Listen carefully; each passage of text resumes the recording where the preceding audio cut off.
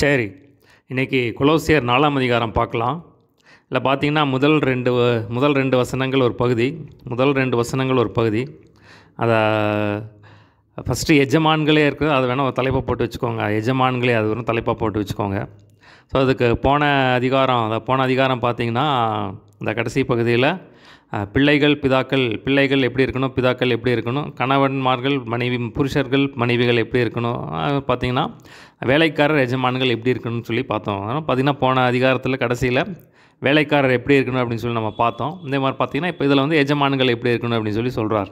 சரிங்களா?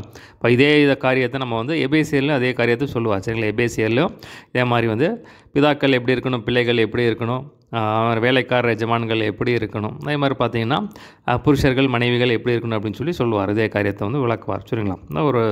இது ஒரு தேவனுடைய வழிநடத்தல், தேவனுடைய வார்த்தை, தேவனுடைய சட்டம். சரிங்களா? அப்போ இதைப்படியாக நம்ம செய்யும்போது பார்த்திங்கன்னா அந்த குடும்பம் ஒரு கட்டப்பட்ட குடும்பமாக இருக்கும். சரிங்களா? இப்போ எப்போவுமே வேத வசனத்துக்கு நம்ம வந்து ஒத்து போயிடணும். சரிங்களாப்பா? வேத வசனத்தின்படியாக நம்மளை மாற்றிக்கணும். ஆண்டவரே இதை பற்றி என்னை மாற்றுங்க அப்படின்னு சொல்லி அதான் நம்ம வேதத்தில் பார்க்குறோம். வசனத்தை கேட்கிறவர்களாய் மாத்திரம் அதுபடி செய்கிறவர்களாக இருங்கள். ஸோ அதை வாசிக்கிறவன், இதை கேட்குறவன், இதை எப்படி செய்கிறவன் பாக்கியவான்னு சொல்லி நம்ம பார்க்குறோம். சரிங்களா?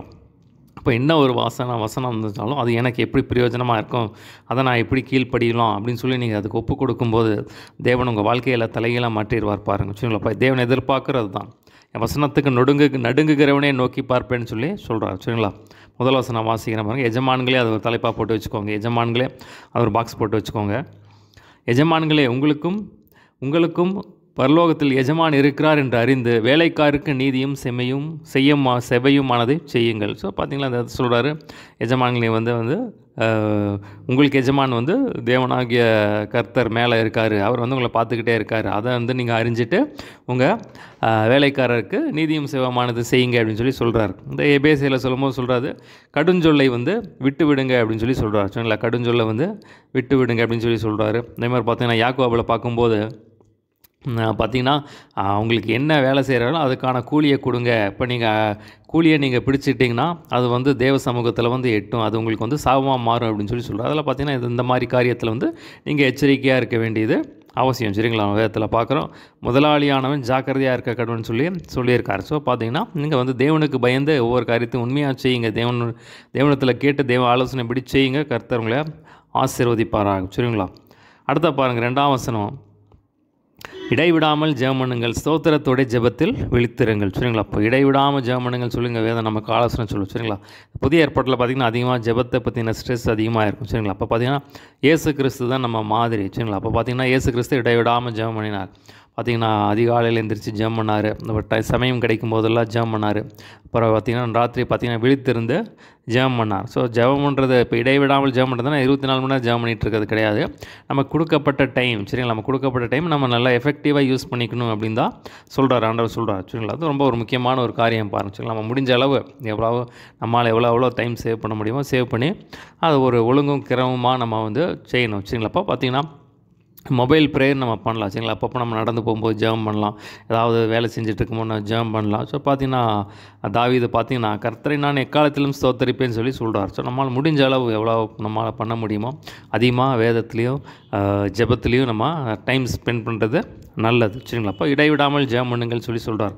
ஸோ பார்த்திங்கன்னா தானியேல் பார்த்திங்கன்னா 3 வேளை ஜெபம் பண்ணதை நம்ம தானியேல் புஸ்தகத்தில் பார்க்கலாம். ஸோ பார்த்திங்கன்னா அதெல்லாம் நமக்கு ஒரு நல்ல மாதிரி. சரிங்களா? அப்போ ஆண்டவர்கிட்ட கேட்கணும், ஆண்டவர் இது இப்போ இடைவிடாமல் ஜெபம் பண்ணுறது பார்த்திங்கன்னா ஒரு நாளைக்கு இந்த மாதிரி வந்து நீங்கள் ஜெபம் பண்ணலாம். நீங்கள் வந்து டைம் வச்சு ஜெபம் பண்ணலாம். சிலர் பார்த்திங்கன்னா ஒரு நாளைக்கு வந்து 2 மணி நேரம் 3 மணி நேரம் 4 மணி நேரம் ஜெபம் பண்ணுவாங்க. அப்புறம் ஒரு 4 நாள் ஜெபத்தையே விட்டுருவாங்க. ஸோ அப்போ பார்த்திங்கன்னா அதை இடையை விட்டுறது. ஸோ அப்புறம் பார்த்திங்கன்னா மறுபடியும் ஸோ அப்படிப்பட்ட இல்லாமல் ஒரே மாதிரியாக ஜெபம் பண்ணுறது. சரிங்களா? ஒரு நாளைக்கு 1 மணி நேரம் ஜெபம் பண்ணிங்கன்னா கண்டிப்பாக அதை வந்து விடக்கூடாது. ஸோ காலையில் சாயந்தரம் ஜெபம் பண்ணிங்கன்னா அதை வந்து விடக்கூடாது. அதுதான் இடைவிடாமல் ஜெபம் பண்ணுறது. சரிங்களா? பணம் முடிஞ்ச வரை மேக்ஸிமம் வந்து ஆனால் காலம் குறுகினதாக இருக்கிறபடினால கிறிஸ்து எப்போ வேணால் வரலாம். சரிங்களா? அப்போ பார்த்திங்கன்னா நம்ம எப்போவுமே ஆயத்தமாக இருக்கோம். ஆண்டவர் சொல்கிறார் ஜெபம் பண்ணி விழித்திருங்க அப்படின்னு சொல்லி சொல்கிறார். பாருங்க, ஸ்தோத்திரத்துடனே ஜெபத்தில் விழித்திருங்கள் அப்படின்னு சொல்லி சொல்கிறார். அப்போ பார்த்தீங்கன்னா ஸ்தோத்திர ஜெபம் நல்ல ஜெபம். ஜெபத்தில் அதிகமாக ஸ்தோத்திரத்தை பயன்படுத்தணும். அதான் இந்த இடத்துல ஸ்தோத்திர ஜெபம். சரிங்களா? ஸ்தோத்திரத்தோட ஜெபத்தில் விழித்திருங்க. எப்போதுமே நம்ம ஜெபம் பண்ணுறதுக்கு ஆயத்தமாக இருக்கணும். சரிங்களா? அப்போ பார்த்தீங்கன்னா நம்ம வந்து ஒரு யுத்த காலத்தில் நிற்கணும். சரிங்களா? அதனால் வந்து எப்போவுமே ஜெபம் தான் நமக்கு ஒரு பெரிய பாதுகாப்பு, நமக்கு ஒரு ஆயுதம். இப்போ ஜெபம் பண்ணும்போது நம்மளோட தேவனோடு இருக்கிற ஒரு தொடர்பு இருந்துக்கிட்டே இருக்கும் பாருங்கள். சரிங்களா? இப்போ பார்த்தீங்கன்னா ஆண்டவர் பேதுருவை பார்த்து சொன்னார், சீசர்களை பார்த்து சொன்னார், நீங்கள் வந்து சோதனைக்குட்படாதபடி விழித்திருந்து ஜெபம் பண்ணுங்க சொன்னார். ஆனால் பார்த்தீங்கன்னா அவங்க வந்து பேதுரு பார்த்தீங்கன்னா இப்போ தூங்கிட்டார். அதனால் பார்த்தீங்கன்னா 3 வாட்டி தேவனை இயேசு கிறிஸ்து மறுதளிச்சதை நம்ம பார்க்குறோம். இடைவிடாமல் ஜெபம் பண்ணுங்க அப்படின்னு சொல்லி சொல்கிறார். அடுத்த பாருங்கள், 3ஆம் வசனம் 4ஆம் வசனம் அடுத்த பகுதி. அந்த 4ஆம் வசனத்தை தலைப்பாக போட்டு வச்சுக்கலாம். திருவசனம் சொல்லும்படியான வாசலை தேவன் திறந்தள்ளும்படி எங்களுக்காகவும் வேண்டிக்கும். அதை வேணால் தலைப்பாக போட்டு வச்சுக்கோங்க. 4ஆம் வசனம் தான் தலைப்பு. 3ஆம் வசனம் வாசிக்கிறேன். கிறிஸ்துவனுடைய ரகசியத்தை நிமித்தம் கட்டப்பட்டிருக்கிற நான் அந்த ரகசியத்தை குறித்து பேச வேண்டிய பிரகாரமாக பேசி அதை வெளிப்படுத்துவதற்கு இந்த இடத்துல சொல்கிறாரு, கிறிஸ்துவ நிமித்தம் கட்டப்பட்டிருக்கேன்னு சொல்கிறார். பார்த்தீங்கன்னா கிறிஸ்துவ நிமித்தம் ஊழியம் செய்கிறனால பாடுகள். இன்னொன்று பார்த்தீங்கன்னா அவர் ஜெயிலில் இருக்க இந்த கடிதத்தை எழுதும்போது அவர் ஜெயிலில் இருக்கார். சரிங்களா? அப்போ ஜெயிலில் இருந்தால் அதை எழுதுகிறார். இப்போ பார்த்தீங்கன்னா கட்டப்பட்டிருக்கிற நான் அந்த ரகசியத்தை பேசணும். அப்போ எது ரகசியம் அப்படின்னு சொல்கிறோன்னா தேவ வார்த்தை தான் ரகசியம். இப்போ சுவிசேஷம் தான் ரகசியம். இயேசு கிறிஸ்துவை பற்றின சத்தியம் தான் ரகசியம். ஸோ புதிய ஏற்பாட்டின் சத்தியங்கள் தான் வந்து அந்த ரகசியம் அப்படின்னு சொல்லி சொல்கிறார். தேவ வார்த்தை தான் வந்து ரகசியம்னு சொல்லி சொல்கிறார். அதை பற்றி நான் பேச வேண்டிய பிரகாரமாய் பேசி அதை வெளிப்படுத்துவதற்கு. ஸோ எந்த இடத்துலலாம் சுவிசேஷம் சொல்கிறோமோ அப்போ இதில் இருக்கிற ஜனங்கள் பெரிய வெளிச்சத்தை பார்க்குறாங்க. சரிங்களா? சுவிசேஷம் தேவனுடைய வசனம் உள்ளே போகும்போது அவங்களுக்கு ரட்சிப்பு வந்தது. சரிங்களா? இப்போ பார்த்தீங்கன்னா அவங்க வசனத்தை அறிய பார்த்தீங்கன்னா அவங்களுக்குள்ள விடுதலை வர ஆரம்பிச்சிருது பாருங்கள். அதான் பார்த்தீங்கன்னா அந்த ரகசியத்தை நான் வந்து சொல்லணும், அதுக்காக ஜெபம் பண்ணுங்கன்னு சொல்லி திருவசனம் சொல்லும்படியான வாசலை தேவன் திறந்தள்ளும்படி எங்களுக்காக ஜெபம் பண்ணுங்கள். ஸோ அந்த இடத்துல போனாலும் தடையில்லாத, இன்றைக்கி பார்த்திங்கன்னா நிறைய இடத்துல எதிர்ப்புகள் இருக்குது. நம்ம கண்ணால் பார்க்குறோம். பார்த்திங்கன்னா அந்த எதிர்ப்புகள் இல்லாதபடி எல்லா இடத்துலையும் இப்போ வசனம் சொன்னால் தான் வந்து அவங்க வந்து ரட்சிக்கப்படுவாங்க. நான் வேதத்தில் பார்க்குறோம், வசனத்தை சொல்லாவிட்டால் எப்படி அவங்க ரட்சிக்கப்படுவாங்க அப்படின்னு சொல்லி. இப்போ வசனத்தை சொன்னால் தான் அவங்க வந்து ரட்சிப்பு வரும். சரிங்களா? அப்போ இயேசு கிறிஸ்துவை அறிந்து கொள்வாங்க, ரட்சிக்கப்படுவாங்க, அவங்களுக்கு விடுதலை வரும், பரலோகத்துக்கு போய் சேர முடியும். சரிங்களா? அப்போ அதை பார்த்திங்கன்னா அந்த வாசலை தேவன் தள்ளும்படி அதுக்காக ஜெபம் பண்ணுங்க அப்படின்னு சொல்லி சொல்கிறார். அடுத்த பாருங்கள், 5ஆம் வசனம் 6ஆம் வசனம் அடுத்த பகுதி. அந்த 5ஆம் வசனம் பின்பகுதியை தலைப்பாக போட்டு வச்சுக்கலாம். காலத்தை பிரயோஜனப்படுத்தி கொள்ளுங்கள். சரிங்களா? காலத்தை பிரயோஜனப்படுத்தி 5ஆம் வசனம் பின்பகுதி காலத்தை பிரயோஜனப்படுத்தி அதை தலைப்பாக போட்டு வச்சுக்கோங்க. 5ஆம் வசனம் வாசிக்கிறேன். புறம்பே இருக்கிறவர்களுக்கு முன்பாக ஞானமாய் நடந்து காலத்தை பிரயோஜனப்படுத்தி கொள்ளுங்கள். சரிங்களா? அதான் முக்கியமாக சொல்கிறாரு பாருங்கள், காலத்தை வந்து பிரயோஜனப்படுத்தி கொள்ளுங்கள். ஸோ பார்த்திங்கன்னா நம்ம வந்து புறஜாதியார் மாதிரி இன்றைக்கி பார்த்திங்கன்னா நிறையா வீண் காரியங்கள் இருக்குது. சரிங்களா? அப்போ பார்த்திங்கன்னா உலகத்தில் தேவையில்லாத சிலர்லாம் பார்த்திங்கன்னா நியூஸ் கேட்டுகிட்டே இருப்பாங்க, சிலர் பார்த்திங்கன்னா கேம்ஸ் விளையாண்டே இருப்பாங்க, சில பேர் பார்த்திங்கன்னா யூடியூப் பார்த்துட்டே இருப்பாங்க. ஸோ பார்த்திங்கன்னா தேவையில்லாத குப்பைகளை தான் பார்த்துக்கிட்டு இருப்பாங்க. ஸோ அதை நம்ம வேதத்தில் பார்க்குறோம். இரவும் பகலும் வேத்தில் தியானமாக இருக்கிற மனுஷன் பார்க்க, அதாவது துன்மார்க்குடைய ஆலோசனைகள், பாவிகளுடைய வழியிலாம் பரியாசகர். இப்போ இதெல்லாம் பண்ணிங்கன்னா இந்த மாதிரி தேவையில்லாத காரியங்களில் நீங்கள் வந்து ஈடுபட்டிங்கன்னா என்ன ஆகணும், உங்கள் டைம் வேஸ்ட் ஆயிரும். சரிங்களா? அப்போ பார்த்தீங்கன்னா காலத்தை பிரயோஜனப்படுத்தி கொள்ளுங்க அப்படின்னு சொல்லி சொல்கிறார். சரிங்களா? கடந்தது ஒன்றும் செய்ய முடியாது. ஆனால் இன்றைக்கி நம்ம கையில் இருக்குது. இன்னையுடைய நாள் என்னுடைய நாள். சரிங்களா? அப்போ இந்த நாளை வந்து நான் நல்லா எஃபெக்டிவாக யூஸ் பண்ணிக்கணும் பாருங்கள். ஸோ காலையிலேருந்து நைட்டு வரைக்கும் நம்ம எப்படி யூஸ் பண்ணுறோம் அப்படின்னு சொல்லி பாருங்கள். ஸோ வேதத்தில் பார்க்குறோம் அப்போஸ்தலர்கள் எப்படி யூஸ் பண்ணாங்க ஒரு வசனம் சொல்கிறேன் நான். அப்போஸ்தலர் 6:4 நம்ம வாசிக்கிறோம். நாங்களோ ஜெபம் பண்ணுவதிலும் வேதத்தை போதிக்கிற ஊழியத்திலும் இடைவிடாமல் தரித்திருப்போம் என்றார்கள். ஸோ பார்த்தீங்கன்னா அப்போஸ்தலர்கள் அப்படி இருந்தனால தான் சபையை வளர்ந்துச்சு. சரிங்களா? நாங்களோ ஜெபம் பண்ணுவதிலும் வேதத்தை போதிக்கிற ஊழியத்திலும் இடைவிடாமல் தரித்திருப்போம் சொல்லி சொன்னாங்க. அப்போ அவங்க பார்த்தீங்கன்னா இப்போ தேவையில்லாத பந்தி விசாரணை நாங்கள் செய்யலை அப்படின்னு சொல்லி எவ்வளோ நம்ம வந்து மற்ற காரியத்தை எல்லாம் கம்மி பண்ணிவிட்டு, சிலர்லாம் பார்த்திங்கன்னா சமையலுக்கு ரொம்ப டைம் எடுப்பாங்க, வீட்டு காரியத்தை சுத்தப்படுத்த ரொம்ப டைம் எடுப்பாங்க. ஸோ அந்த காரியத்தெல்லாம் நம்ம எவ்வளோ கம்மி பண்ணிவிட்டு, அதுக்காக அதை பண்ணக்கூடாதுன்னு இல்லை, அதெல்லாம் எவ்வளோ இல்லாமல் அதெல்லாம் கம்மி பண்ணிவிட்டு அதிகமாக வேதத்திலையும் ஜெபத்திலையும் நம்ம செலவிடும்போது அதை நம்மளுடைய சுற்றி இருக்கிறவங்களுக்கு நம்ம எல்லாத்துக்குமே வந்து அது பிரயோஜனமாக இருக்கும் பாருங்க. சரிங்களா? இப்போ மரியாள் பார்த்திங்கன்னா மரியாள் தன்னை விட்டு எடுப்படாத நல்ல பங்கை தெரிந்து கொண்டால்னு சொன்னோமா பார்க்குறோம். ஸோ அது ரொம்ப முக்கியம் பாருங்கள். அதே மாதிரி பார்த்திங்கன்னா அன்னாள் அப்படிங்கிற ஒரு லூக்கா 1ஆம் அதிகாரத்தில் பார்க்குறோம். அன்னாள் விதவை பார்த்திங்கன்னா இரவும் பகலும் ஜெபத்திலும் கர்த்தரை தேடுகிறதிலும் தன் காலத்தை செலவிட்டான்னு சொல்லி நம்ம பார்க்குறோம். சொல்லலாம். அப்படிப்பட்ட காரியங்களை வந்து நீங்கள் தெரிந்து கொள்ளுங்க. சொல்லலாம். இப்போ அதிகமாக வேதத்தை படிக்கிறதுக்கு, சத்தியத்தை கேட்கிறதற்கு, அதுக்கு நம்ம பக்தி விருத்திக்க முயற்சி பண்ணுற காரியத்தில் பரத்துக்குரிய காரியத்துக்கு நம்ம டைமை ஸ்பெண்ட் பண்ணுங்க. சரி, அது ரொம்ப ஒரு முக்கியமான காரியம் பாருங்க. அதான் அந்த இடத்துல சொல்கிறார், அவனவனுக்கு இன்னென்னபடி உத்தரவு சொல்ல வேண்டும் என்று நீங்கள் அறியும்படிக்கு உங்கள் வசனம் எப்பொழுதும் கிருபை பொருந்தினதாயும் உப்பால் சாரமேறினதாயும் இருப்பதாக. ஸோ இந்த இடத்துல சொல்கிறார், நீங்கள் பார்த்தீங்கன்னா யார் யாருக்கு என்னென்ன எப்படி வசனத்தை சொல்லுமோ அந்த மாதிரி வந்து உங்கள் வசனம் வந்து கிருபை பொருந்தினாயும் உப்பால் சாரம் என்னதான் இருப்பாங்க அப்படின்னு. இப்போ இயேசு கிறிஸ்து பார்த்தீங்கன்னா இயேசு கிறிஸ்து போய் அந்த இடத்துல பிரசங்கம் பண்ணுறாரு. பிரசங்கம் பண்ணனே அவர் வாயிலிருந்து கிருபையுள்ள வார்த்தைகள் வந்துச்சுன்னு சொல்லி பார்க்குறோம். அப்போ அவர் பேசின வார்த்தைகள் வந்து ஜனங்களில் தொட்டுச்சு, ஒரு மறுரூபம் வந்துச்சு, சரிங்களா? அதனால தான் அவங்க வந்து ரொம்ப பார்த்து ஆச்சரியப்பட்டாங்க, எப்படி இவரால் பண்ண முடிஞ்சு அப்படின்னு. அந்த மாதிரி நம்மக்கிட்ட கேட்கணும், ஆண்டவரே என் வாயிலிருந்து வருகிற வசனம் கிருபையுள்ள வசனமாக இருக்கணும் அப்படின்னு சொல்லி நம்ம கேட்கணும் பாருங்கள். தான் அந்த இடத்துல சொல்கிறார்.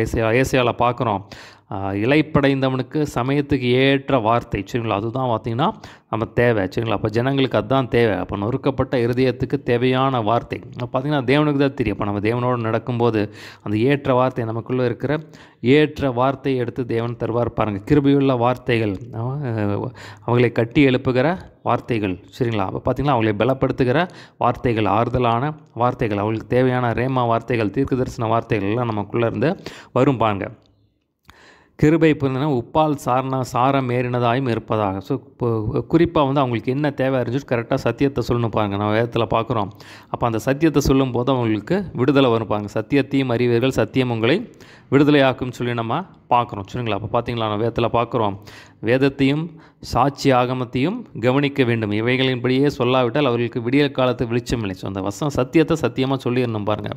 இப்போ இந்த சத்தியம் இதுதான்மா, அப்போ உங்கள் பிரச்சனை இதுதான், அப்போ இதுக்கு இந்த மாதிரி சத்தியம். இப்போ பார்த்தீங்கன்னா சிலர் பார்த்தீங்கன்னா கடன் பிரச்சனையில் வந்திருக்கலாம், சிலர் வியாதியில் வந்திருக்கலாம், சில பலவீனத்தில் வந்திருக்கலாம், சில ஏதோ தேவைக்காக வந்திருக்கலாம், இல்லை ஊழிய தேவைகளுக்காக வந்திருக்கலாம். ஸோ ஏதோ ஒன்று பார்த்தீங்கன்னா நம்ம வந்து சத்தியத்தை கரெக்டாக சொல்லணும் பாருங்கள். சத்தியத்தை கரெக்டாக வேதத்தின்படியாக சத்தியத்தை நம்ம சொல்லும்போது என்ன ஆகும் அப்படின்னா அவங்களுக்கு வந்து அதில் வந்து பலப்பட்டுருவாங்க பாருங்கள். அவங்களுக்கு தேவையானதை கிடச்சிரும் பாருங்கள். அதுதான் சொல்கிறார், வசனம் கிருபை பொருந்தினாயும் உப்பால் சாரமேறினதாயும் இருப்பதாக அப்படின்னு சொல்லி சொல்கிறார்.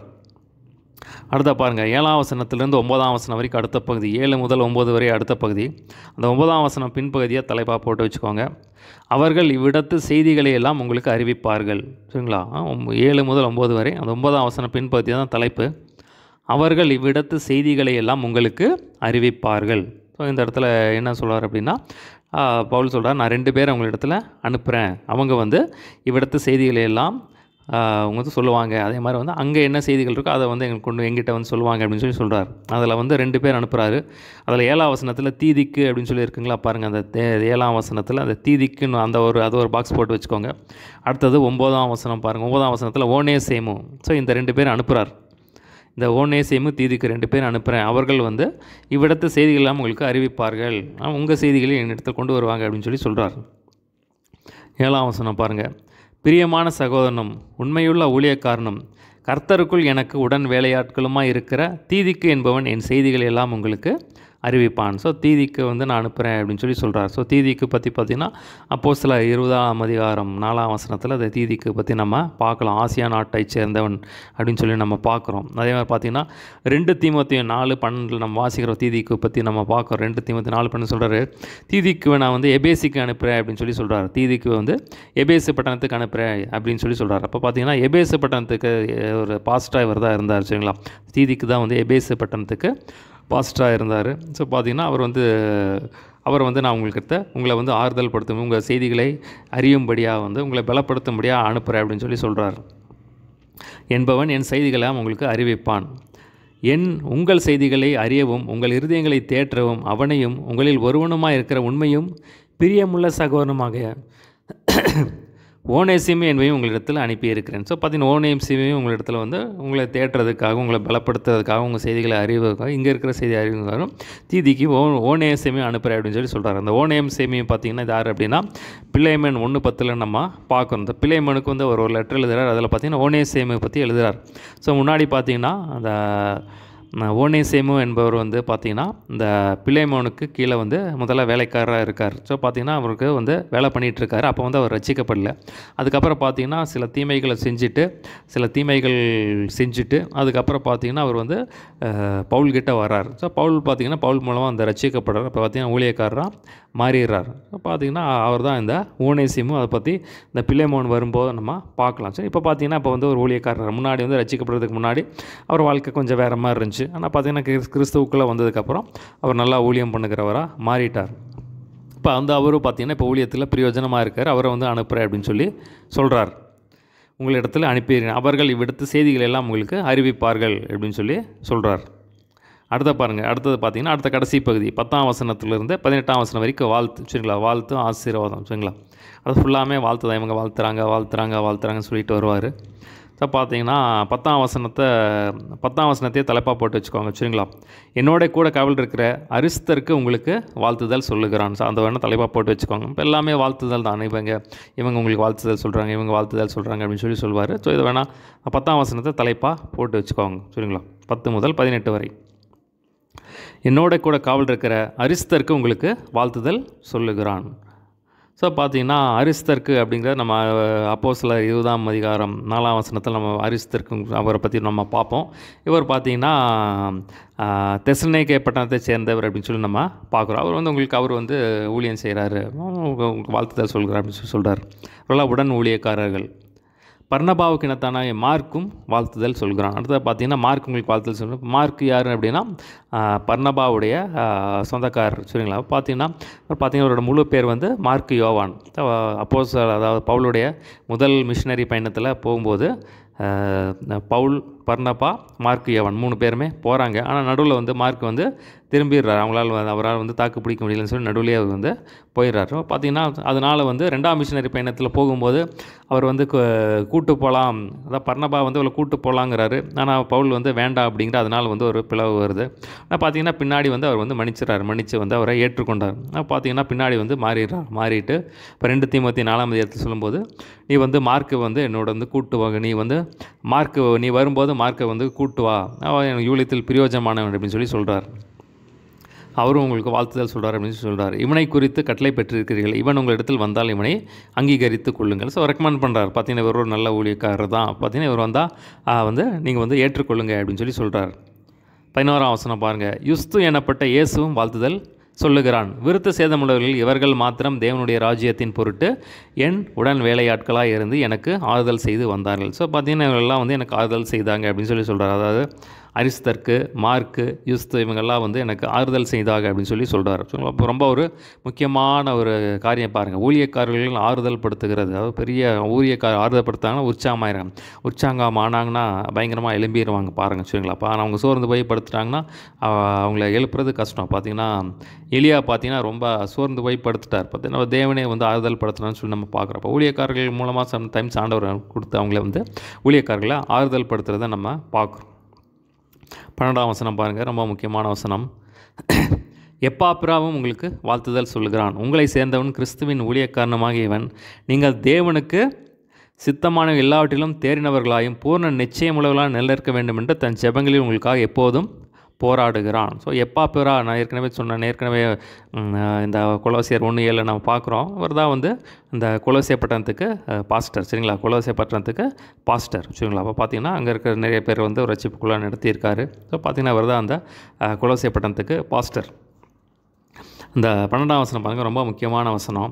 அந்த பாஸ்டர் என்ன பண்ணுறான்னு சொல்லி சொல்கிறாரு பாருங்கள். அவரும் உங்களுக்கு வாழ்த்துதல் சொல்கிறாரு. உங்களை சேர்ந்தவனும் கிறிஸ்துவின் ஊழியக்காரனமாக இவன் நீங்கள் தேவனுக்கு, அது ரொம்ப முக்கியமான ஒரு ஜெப குறிப்பு பாருங்கள், நீங்கள் தேவனுக்கு சித்தமான எல்லாவற்றிலும் தேறினவர்களாயும் பூர்ண நிச்சயமுள்ளவர்களாக நிலைநிற்க வேண்டும் என்று தன் ஜெபங்களில் உங்களுக்காக எப்போதும் போராடுகிறான். சரிங்களா, அடுத்த பாருங்கள். இவன் உங்களுக்காகவும் லவோதியேயருக்காகவும் எராப்போலியருக்காகவும் மிகுந்த ஜாக்கிரதை உள்ளவனாக என்பதற்கு நான் சாட்சியாக இருக்கிறேன். ஸோ பார்த்திங்கன்னா இந்த பகுதி பார்த்திங்கன்னா அதாவது இந்த கொலோசே, அது பார்த்திங்கன்னா லவோதேக்கியா, எராப்போலி இதெல்லாம் பக்கத்தில் இருக்கிற சிட்டி. சரிங்களா, பார்த்திங்கன்னா இந்த லவோதேக்கியா எடுத்திங்கன்னா கொலோசேலேருந்து கிட்டத்தட்ட பார்த்திங்கன்னா 10 மைல். அதே மாதிரி பார்த்திங்கன்னா எராப்போலி இது பார்த்திங்கன்னா கொலோசே பட்டணத்துலேருந்து 6 மைல். ஸோ எல்லாம் பக்கத்தில் இருக்கிற ஒரே ஏரியா. ஸோ இந்த ஏரியாலெல்லாம் வந்து இந்த எப்பாப்பிரா வந்து ஊழியம் செஞ்சுருக்கார். கிறிஸ்தவர்கள் அங்கே இருக்காங்க. அவர்களெல்லாம் வந்து இவர்கள் வந்து நடத்தி கொண்டிருக்கிறார். சரிங்களா, பார்த்திங்கன்னா பாஸ்டர் இருந்து அவர்களெல்லாம் வந்து நடத்தி கிறிஸ்துவுக்குள்ளே இவர் வந்து நடத்திட்டு இருக்கிறார். ஸோ இவரால் தொடப்பட்ட இந்த ஜனங்கள். சரிங்களா, அப்போ இந்த பாஸ்டர் இந்த விசுவாசிகளுக்காக வந்து இவர் வந்து எப்படியா பிரயாசப்படுறார் அப்படின்னு சொல்லி இந்த இடத்துல சொல்கிறார். உங்களை சேர்ந்தவனும் கிறிஸ்துவின் ஊழியக்காரனுமாக இவன் நீங்கள் தேவனுக்கு சித்தமான தேறினவர்களாயும் பூர்ண நிச்சயமுள்ளவர்களாக நிலைநிற்க தன் செவங்களில் உங்களுக்காக எப்போதும் போராடுகிறான். சரிங்களா? அப்போ எதுக்காக ஜெபம் பண்ணுறார் அப்படின்னா, நீங்கள் தேவனுக்கு சித்தமான தேறினவர்களாக இருக்கணும். அப்படின்னா இப்போ தேவன் ஒவ்வொருத்தரை குறித்து ஒரு சித்தம் வச்சுருப்பார். சரிங்களா? அப்போ ஒருத்தர் பார்த்தீங்கன்னா எவாஞ்சலிஸ்டாக தெரிஞ்சிருப்பார், ஒருத்தர் மேய்ப்பனாக தெரிஞ்சிருப்பார், ஒருத்தர் அப்போஸ்தலராக தெரிஞ்சிருப்பார், ஒருத்தர் மியூசிஷியனாக தெரிஞ்சிருப்பார். என்ன ஒரு ஆண்டவர் என்ன சித்தமாக வச்சுருக்காரோ அதில் நீங்கள் தேறி இருக்கணும். ஒரு எவாஞ்சலிஸ்ட்டாக இருந்தீங்கன்னா நீங்கள் அதில் தேறி இருக்கணும். ஒரு போதகராக இருந்தீங்கன்னா அதில் தேறி இருக்கணும். மேய்ப்பராக இருந்தீங்கன்னா அதில் தேறி இருக்கணும். அப்போஸ்தலராக இருக்குன்னா அதில் தேறி இருக்கணும். சரிங்களா? எதுக்காக தேவன் உங்களை அழைத்து இருக்கிறாரோ அதில் நீங்கள் தேறி இருக்கணும்னு சொல்லி உங்களுக்காக போராடுறார் அப்படிங்கிறாரு.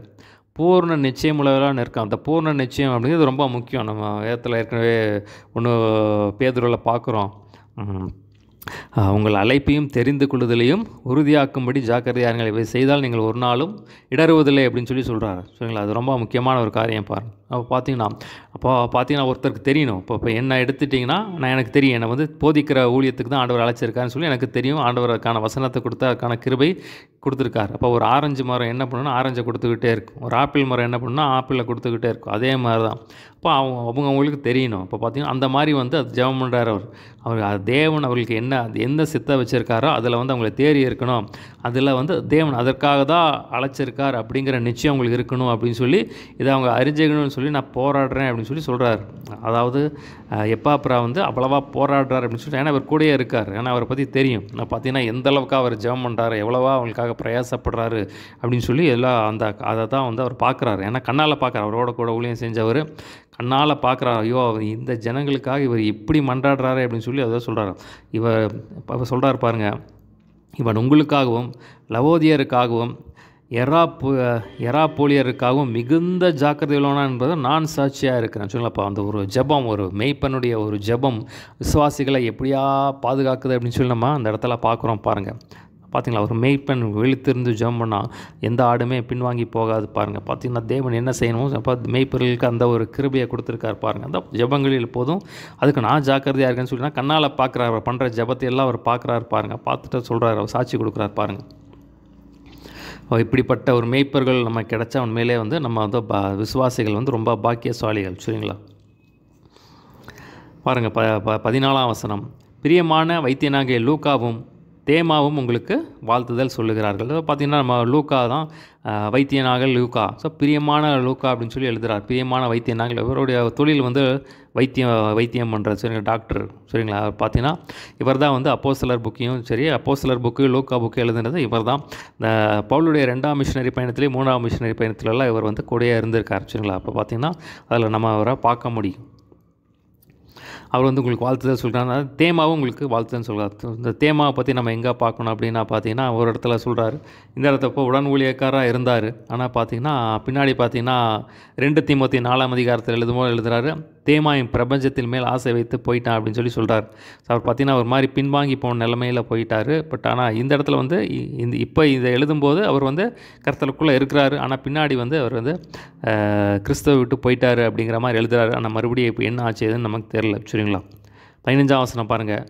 லவோதேயக்கில் இருக்கிற சகோதரரையும் நிபாவையும் அவன் வீட்டில் கூடு வருகிற சபையும் வாழ்த்துங்கள். ஸோ பார்த்திங்கன்னா லவோதேயக்கில் இருக்கிற சகோதரர் அவங்கள வாழ்த்துங்க.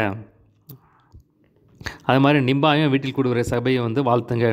நீங்களும் அவங்கள வாழ்த்துங்க அப்படின்னு சொல்லி சொல்கிறாரு. 16ஆம் வசனம் பாருங்கள். இந்த நிருபம் உங்களிடத்தில் வாசிக்கப்பட்ட பின்பு இது லவோதேக்கியா சபையிலும்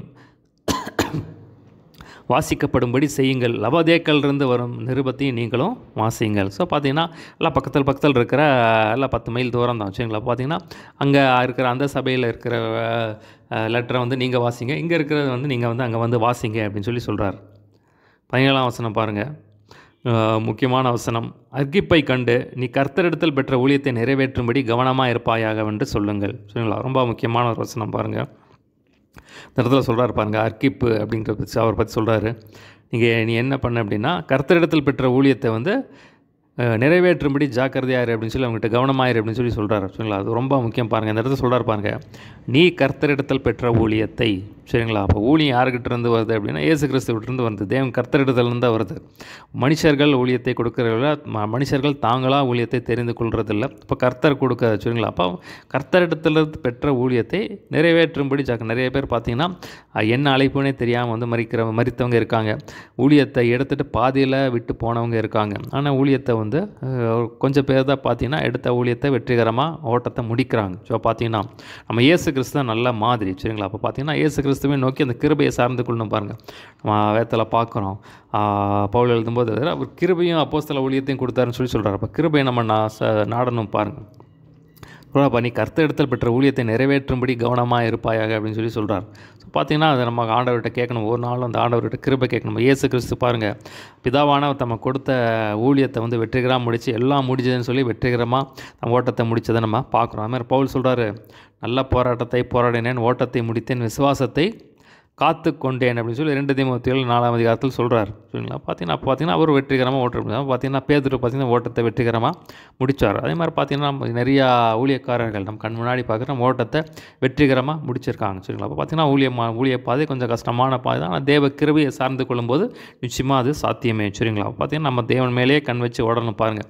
இப்போ பார்த்தீங்கன்னா சாத்தான் நிறையா தந்திரங்களை செய்வான். சரிங்களா? பார்த்தீங்கன்னா பணத்தாசையில் விழ பார்ப்பான். அதே மாதிரி பார்த்தீங்கன்னா பெண்கள் விஷயத்தில் விழத்தள்ள பார்ப்பான். அதே மாதிரி பார்த்தீங்கன்னா நம்மளுடைய கேரக்டர் வைஸில் பாவத்தில் விழத்தள்ள பார்ப்பான். முடிஞ்ச வரை அவனால் என்னென்ன செய்ய முடியுமோ எல்லா தடைகளை கொண்டு வர பார்ப்பான். சரீர பலவீனங்களை கொண்டு வர பார்ப்பான். ஸோ பார்த்தீங்கன்னா ஆனால் தேவன் கிருபை கொடுப்பார். எல்லாத்தையும் தாண்டி போக தேவன் வந்து கிருபை செய்வார் பாருங்கள். சரிங்களா? சில பார்த்தீங்கன்னா வஞ்சிக்கிற ஆவிகள், வஞ்சிக்கிற உபதேசங்கள், பிசாசின் உபதேசங்கள் சொல்லி வேறு மாதிரியாக ட்ராக்கை திருப்பி விட பார்ப்போம். சரிங்களா? பார்த்தீங்கன்னா தேவன் வைத்த ட்ராக்கில் போனால் தான் ரொம்ப முக்கியம் பாருங்கள். சரிங்களா? தேவனுடைய ட்ராக்லேயே போகும்போது நம்ம நிச்சயமாக வந்து நம்ம ஓட்டத்தை வெற்றிகரமாக முடிக்க முடியும். தேவன் அதுக்கு கிருபை செய்வார். அதை நம்ம வேதத்தில் பார்க்குறோம். இயேசு கிறிஸ்துவே நோக்கி பாருங்கள். அப்போ அவரே நம்ம நோக்கி பார்க்கும்போது அவரே கிருபை கொடுப்பார். சரிங்களா? அவரே கூட இருந்து நம்ம எல்லாவற்றையும் கூட இருந்து நம்ம வெற்றிகரமாக முடிக்க தேவன் வந்து கிருபை செய்வார். சரிங்களா? கடைசி வசனம் பாருங்கள், 18ஆம் வசனம். பவுலாகிய நான் கையினாலே எழுதி உங்களை வாழ்த்துகிறேன். நான் கட்டப்பட்டிருக்கிறதை நினைத்து கொள்ளுங்கள், கிருபை உங்களோடு இருப்பதாக. ஆமீன். ஸோ பார்த்தீங்கன்னா நான் வந்து இதை எழுதினேன், உங்களை வாழ்த்துக்கிறேன் அப்படின்னு சொல்லி நான் வந்து உங்களை வாழ்த்துக்கிறேன் அப்படின்னு சொல்லி சொல்கிறாரு. நான் கட்டப்பட்டிருக்கிறதை நினைத்து கொள்ளுங்கள். ஸோ பார்த்தீங்கன்னா நான் ஜெயிலில் இருக்கேன் அப்படின்னு சொல்லி சொல்கிறாரு. நான் ஜெயிலில் இருக்கேன், அதை வந்து நினச்சி கொள்ளுங்க அப்படின்னு. ஸோ என்ன சொல்கிறாருன்னா, எனக்காக வந்து நாங்கள் ஜெயிலுக்குள்ளே இருந்து நான் வந்து ரொம்ப சுவிசேஷம் உங்களுக்கு அறிவித்த நிமித்தம் வந்து உங்களுக்கு நான் வசனத்தை கொண்டு வந்த நிமித்தம் வந்து நான் கட்டப்பட்டிருக்கேன், ஜெயிலில் வந்து அடைக்கப்பட்டிருக்கேன் நான். அதனால் வந்து எனக்கு ரொம்ப கஷ்டமாக இருக்குது, நிறைய பாடுகள் இருக்குது. அதனால் வந்து நீங்கள் அதை நினைச்சு கொள்ளுங்க அப்படின்னா நீங்கள் அதுக்காக வந்து ஜெபம் பண்ணுங்க அப்படிங்கிறார். சரிங்களா? அப்போ பார்த்தே நம்ம வந்து விசுவாசிகள் ஊழியக்காரர்களுக்காக ஜெபம் பண்ணுறது ரொம்ப ரொம்ப முக்கியம் பாருங்கள். நீங்கள் குறிப்பாக நீங்கள் போகிற சபை பாஸ்டருக்காக, குடும்பங்களுக்காக வந்து நீங்கள் ஜெபம் பண்ணுங்கள். அது ரொம்ப ரொம்ப ஒரு முக்கியமான ஒரு காரியம். சரிங்களா? அப்போ வந்து ஊழியக்காரங்க பலப்பட்டுட்டாங்கன்னா அது சபைக்கு ஆசீர்வாதம். சரிங்களா? ஊழியக்காரங்க நல்லா ஜெபிக்கிறாங்கன்னா சபையை ஜெபிக்கிறவங்களா இருக்கும். ஊழியக்காரங்க நல்லா கொடுக்குறவங்களா இருந்தால் சபையை நல்லா கொடுக்குறவங்களா இருக்கும் பாருங்கள். சரிங்களா? ஊழியக்காரங்க உற்சாகமாக இருந்தாங்கன்னா அது அப்படியே வந்து சபைக்குள்ளே பாஸ் ஆகும் பாருங்கள். சரிங்களா? பார்த்தீங்கன்னா ஊழியக்காரங்களுக்காக நம்ம ஜெபம் பண்ண வேண்டியது அவசியம். அவங்களை நம்ம வேலி அடைத்து பாதுகாக்கணும். நம்ம இயேசு கிறிஸ்துவின் நாமத்தினால, இயேசு கிறிஸ்துவின் ரத்தத்தினால் நம்ம வேலி அடைத்து பாதுகாத்தணும் பாருங்கள். சரிங்களா? அவங்களுக்காக அவங்க குடும்பத்துக்காக நம்ம தினமும் திறப்பில் நின்று ஜெபம் பண்ண வேண்டியது ரொம்ப முக்கியம் பாருங்கள். சரிங்களா? அப்போ அதை கட்டப்பட்டிருக்க நினைத்து கொள்ளுங்கள்னு சொல்கிறார். கிருபை உங்களோடு இருப்பதாக, இப்போ தேவ கிருபை உங்களோடு இருக்கட்டும் அப்படின்னு சொல்லி மறுபடியும் ஆசீர்வதித்து முடிக்கிறார். சரிங்களா? ஸோ நம்ம இதில் என்ன பார்த்தோம் அப்படின்னா எஜமான்கள் எப்படி இருக்குன்னு சொல்லி அதை பார்த்தோம். அது மாதிரி பார்த்திங்கன்னா இடைவிடாமல் ஜெபம் பண்ணுங்கன்னு சொல்லி சொல்கிறாரு. அது மாதிரி பார்த்திங்கன்னா திருவசனம் சொல்லும்படியான வாசலை தேவன் திறந்தரணும், அதுக்காக ஜெபம் பண்ணுங்க அப்படின்னு சொல்லி சொல்கிறாரு. காலத்தை பிரயோஜனப்படுத்தி கொள்ளுங்கன்னு சொல்லி சொல்கிறாரு. இப்போ பார்த்திங்கன்னா உங்கள் வசனம் பார்த்திங்கன்னா நீங்கள் சொல்கிற வசனம் கிருபை போவதனாலும் உப்பால் சாரண மாரி தான் இருப்பதாக அப்படின்னு சொல்லி சொல்கிறாரு. பார்த்திங்கன்னா உங்கள் செய்திகள் எல்லாம் வந்து அறிந்து கொள்வதற்கு தீதிக்கும் ஓனேசியுமே வந்து அனுப்புகிறேன் அப்படின்னு சொல்லி அதை சொல்கிறாரு. அதுக்கப்புறம் பார்த்திங்கன்னா வாழ்த்து சொல்கிறாரு. பார்த்திங்கன்னா அரிஸ்தருக்கு, மார்க்கு, யூஸ்து இவங்கெல்லாம் வந்து வாழ்த்தல் சொல்கிறாங்க. அப்புறம் உங்களுக்கு வாழ்த்தல் சொல்கிறார். தேமா வாழ்த்து சொல்கிறாங்க, லூக்கா வாழ்த்து சொல்கிறாங்க அப்படின்னு சொல்லி எல்லாம் நிறைய பேர் இவங்கெல்லாம் வந்து வாழ்த்துறாங்க. அந்த மாதிரி பார்த்திங்கன்னா இந்த நிருபத்தை வந்து நீங்கள் வாசிங்க, லவீதியர்கள் இருக்கிற அந்த நிருபத்தை இன்றைக்கி வந்து வாசிங்க அப்படின்னு சொல்லி சொல்கிறாரு. அப்புறம் குறிப்பாக வந்து சொல்கிறாரு, அர்க்கிப்பை கண்டு கர்த்தரிடத்தில் பெற்ற ஊழியத்தை நிறைவேற்றும்படி ஜாக்கிரதையார் அப்படின்னு சொல்லி அந்த காரியத்தை சொல்கிறார். இப்போ கிருபை உங்களோடு இருப்பதாக அப்படின்னு சொல்லி அந்த காரியத்தை நம்ம பார்த்தோம். சரிங்களா? ஒரு சின்ன ஜெபம் பண்ணி முடிச்சிடலாம். ஏசப்பான்னு எங்களோட பேசின வார்த்தைக்காய் நன்றி ஆண்டவரே. இடைவிடாமல் ஜெபம் பண்ண சோத்திரரோட ஜெபத்தில் விழித்திருக்க கர்த்தர் கிருபை செய்ய முடியாது ஜெபிக்கிறேன். தேவனே, வசனத்தை தைரியமாய் பிரசங்கிக்க அதுக்கான வழிவாசல்களை கர்த்தர் திறந்தரல வேண்டும்படியாக ஜெபிக்கிறேன். அப்பா, காலத்தை பிரயோஜனப்படுத்திக் கொள்ள கர்த்தர் அனுகிரகம் பாராட்ட வேண்டும்படியாக ஜெபிக்கிறேன். எங்கள் வசனம் எப்போதும் கிருபை பொறுது நாயும் உப்பால் சாரமேனதான் இருப்பதாக ஆண்டவரே. தேவனே, உமக்கு ஸ்தோத்திர ஆண்டவரே. தேவனுக்கு சித்தமான எல்லாவற்றிலும் தேறினவர்களாய் பூர்ண நிச்சயமுள்ள நிலையில் இருக்க கர்த்தர் அனுகிரகம் பாராட்ட வேண்டும்படியாக ஜெபிக்கிறேன். அப்பா, நாங்கள் உம்மிடத்தில் பெற்ற ஊழியத்தை வெற்றிகரமாக முடிக்க கர்த்தர் அனுகிரகம் செய்ய வேண்டும்படியாக ஜெபிக்கிறேன். நாம் மாத்திரமைப்பட்டும் சொல்லப்பட்ட வசனங்கள் 100 வளர்ந்து பெருகி பலன் கொடுக்க கிருபை செய்தோம். நாம் மாத்திரமைப்பட்டும் இயேசுவின் நாமத்தில் எல்லாவற்றும் கேட்குறோம் ஜீவன் நல்ல பிதாவே. ஆமேன்.